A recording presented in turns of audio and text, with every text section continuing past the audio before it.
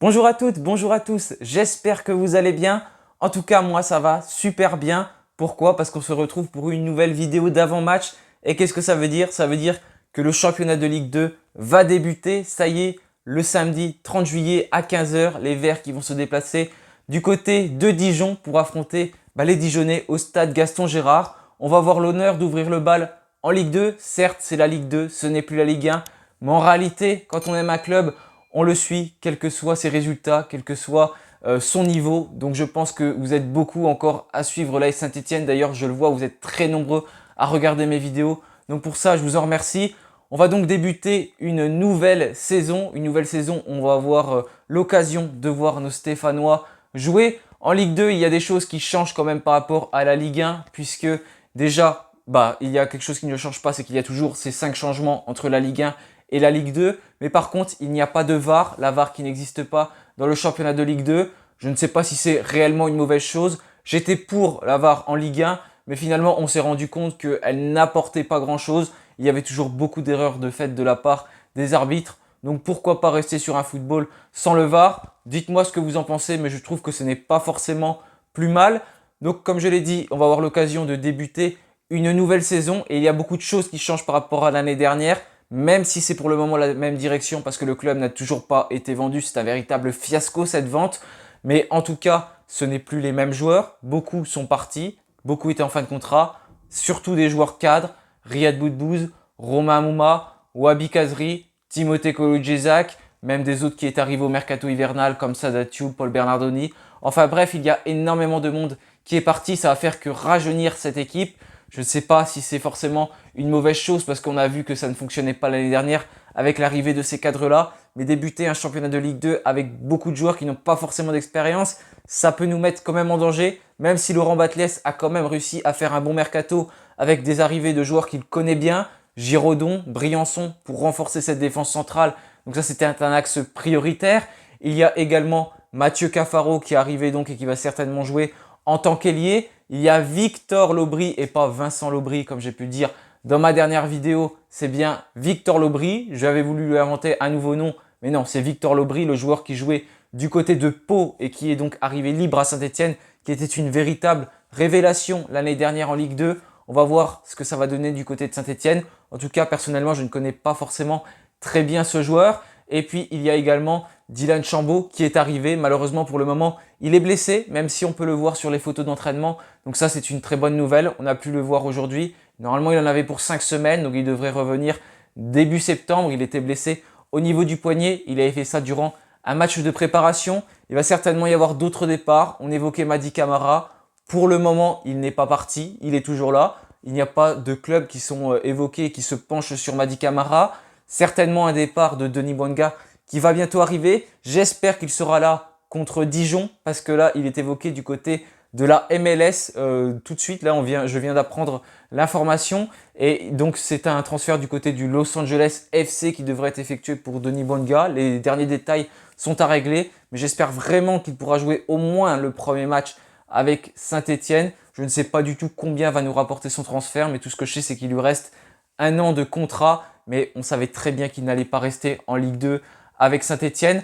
Donc voilà, au niveau de ce mercato pour le moment, on attend toujours malheureusement des attaquants et du coup ça empêche des autres joueurs de partir. On peut penser à Charles Haby qui serait peut-être, je pense, sur le départ parce que Laurent Batles n'a pas forcément l'air de compter dessus. En ce moment, il est blessé d'ailleurs, on va avoir l'occasion d'en reparler parce que Laurent Batles a tenu une conférence de presse aujourd'hui. Il y a également Jean-Philippe Crasso qui apparemment souhaitait partir, mais forcément comme il n'y a pas d'attaquant, on ne peut pas laisser partir Jean-Philippe Crasso pour le moment. Donc voilà, pour le moment, comme il n'y a pas d'attaquant, ça laisse peu d'opportunités à des départs de joueurs de Saint-Etienne et on sait qu'on a beaucoup également de joueurs qui manquent d'expérience dans ce secteur offensif. Je pense à Maxence Rivera, je pense à Antoine Gauthier et également voilà, les joueurs que j'ai évoqués comme Charles Haby, notamment Aymen Aiki. Franchement, il y a beaucoup de joueurs qui ont un gros potentiel à Saint-Etienne, mais pour ça, il va falloir les exploiter et avoir surtout des joueurs d'expérience pour les encadrer. Donc maintenant, on va parler rapidement de la conférence qu'a tenue Laurent Batles. J'ai pas pu l'écouter, mais j'ai lu le résumé.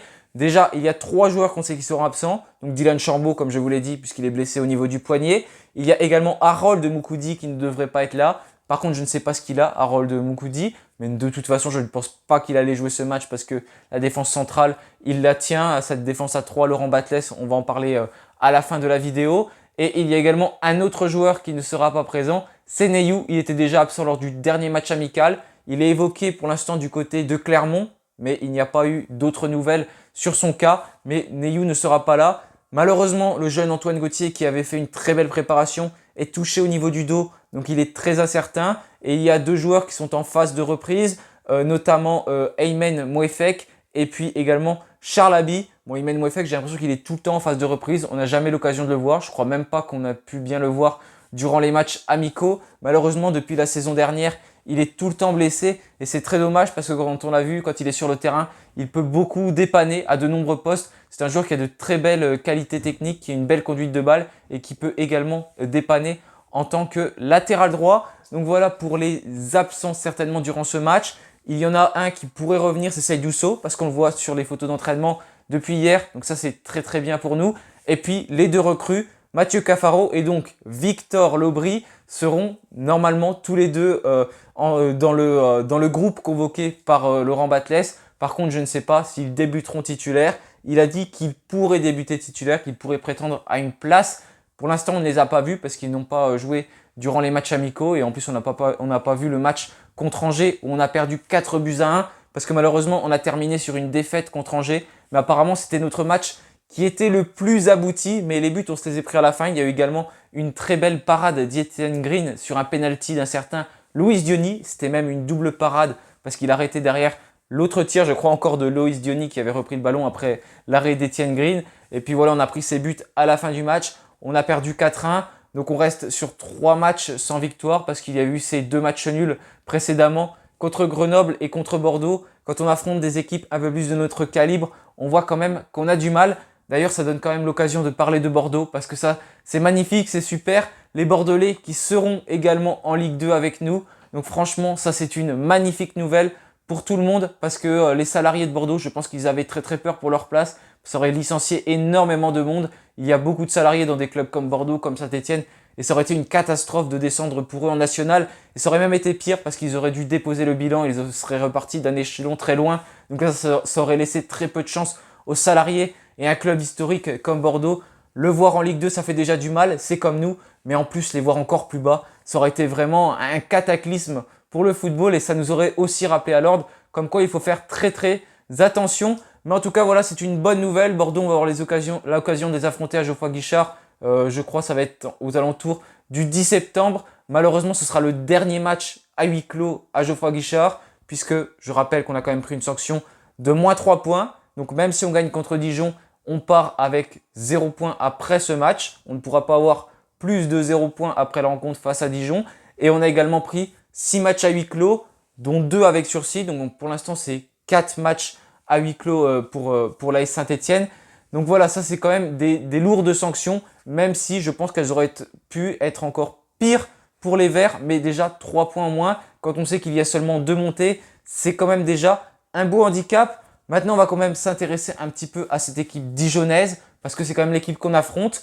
Donc Dijon, ça laisse quand même un petit peu une affiche de Ligue 1 aussi, puisque Dijon est descendu il y a de cela 1 an. On les attendait beaucoup l'année dernière.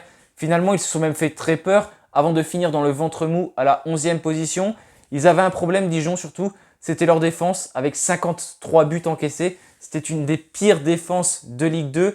La dernière défense, je crois, c'était Nancy. Nancy qui est malheureusement descendu en national. Et ils avaient plus de 60, il y avait au moins 15 buts d'écart avec Dijon. Mais Dijon qui était avec 53 buts encaissés, ils avaient vraiment du mal à mettre un dispositif en place. Parce que j'ai regardé, c'est soit une défense à 4, soit une défense à 3. Ça faisait que alterner. Et du coup, il y a eu quelque chose de radical de fait, c'est tout simplement qu'ils ont changé d'entraîneur durant ce mercato. Et ils ont pris l'entraîneur de Sochaux, Omar Daf, donc qui a frôlé la montée en Ligue 1 l'année dernière, puisqu'il a perdu contre Auxerre dans les matchs de barrage. Il aurait pu affronter Saint-Etienne juste après. Et Omar Daf qui est donc arrivé du côté de Dijon, avec certainement pour mission de remonter le club aussi en Ligue 1, et puis de faire une meilleure saison tout simplement qu'ils ont vécu l'année dernière. Puisque lui, il avait un atout avec Sochaux, c'est que pour le coup, c'était une des meilleures défenses du championnat. Donc ça va changer pas mal de choses. Même si durant ce mercato, ils n'ont pas forcément recruté beaucoup de joueurs. Dijon, pour l'instant, Il y en a qui sont partis, notamment un défenseur central qui est parti libre parce que son contrat se terminait. Il y a Frédéric Samaritano également, le milieu offensif, qui a terminé sa carrière. Il y a également eu des arrivées quand même avec des joueurs déjà de Dijon B qui sont montés à Dijon A. Mais au niveau des défenseurs centrales, il n'y en a pas forcément qui sont arrivés. La vraie recrue, on va dire, de Dijon, c'est déjà Ousseynou Thioune. Donc ça, c'est un milieu de terrain qui évoluait à Sochaux. Et bien sûr, comme c'est le club de Omar Daf, c'est certainement lui qui a voulu le faire venir. Un joueur qui a de l'expérience, donc qui a 28 ans. Il y a un autre joueur, c'est un ailier gauche, Idrissa Kamara, qui est arrivé. Et également Walid Nassi, un ailier droit qui a rejoint Dijon durant ce mercato. Donc au niveau de leur préparation, pour le coup, je pense qu'ils ont quand même fait des plutôt bons matchs parce que déjà ils ont gagné les 2 premiers matchs 6-0. Certes, c'était une adversité plus faible qu'eux, même s'ils ont affronté Villefranche. Villefranche qui aurait bien aimé également monter en Ligue 2. Il y avait un sacré feuilleton également entre Bordeaux et Villefranche là, puisqu'ils attendaient la décision également pour savoir s'ils étaient en National ou en Ligue 2. Ils n'ont pas forcément pu recruter aussi, mais ils ont battu Villefranche quand même sur le score de 6-0. Et ils ont affronté 2 équipes de Ligue 2. D'abord contre Annecy, ils ont fait un partout. Et ensuite, ils ont fait une victoire pour terminer contre Le Havre sur le score de 1-0. Donc Dijon qui sort vraiment d'une très belle préparation. Ils ont pris seulement un but. C'était donc contre Annecy. Et je pense qu'ils vont jouer en 4-2-3-1. Parce que j'ai regardé comment Sochaux jouait l'année dernière. Ils jouaient tout le temps en 4-2-3-1. Donc je pense que forcément, Omar Daf, il va garder ce dispositif et il va jouer en 4-2-3-1. On va voir déjà contre Saint-Etienne ce que ça donne. Mais normalement, il devrait partir sur ce dispositif. Donc voilà un peu pour l'état de forme de Dijon. J'ai pas forcément les absents à Dijon, j'ai pas réussi à les trouver. Mais pour le moment, on voit à peu près à quoi pourrait ressembler cette équipe. Maintenant, on va parler de Saint-Etienne pour la dernière fois, puisqu'on va parler de qu'est-ce qui pourrait se passer comme composition que mettrait en place Laurent Batles, quel joueur il pourrait mettre. Donc je pense qu'il va partir sur une composition en 3-1-3, comme il a fait un peu lors des matchs amicaux. Je ne sais pas forcément ce qu'il a fait contre Angers parce qu'on n'a pas pu le voir. Attention, le score de 4-1, ça ne reflète pas forcément la vérité d'après les journalistes qui étaient présents parce que Saint-Etienne avait quand même fait un bon match. Donc déjà, c'est quasiment une certitude. Etienne Green qui va retrouver sa place de gardien de but. Ensuite, devant lui, certainement une charnière centrale, Giraudon, Briançon et Michael Nadé. Normalement, ces 3 joueurs-là devraient être titulaires. C'est ce qu'il a l'air de mettre en place. Et Youssou revient de blessure, donc même s'il est dans le groupe, je ne suis pas sûr qu'il débute. Mais Nadé semble avoir pris cette place. Au milieu de terrain, Mady Camara devrait donc être là, puisque pour l'instant, il n'est pas parti. Ensuite, à gauche, on pourrait retrouver Zaïdou Youssouf.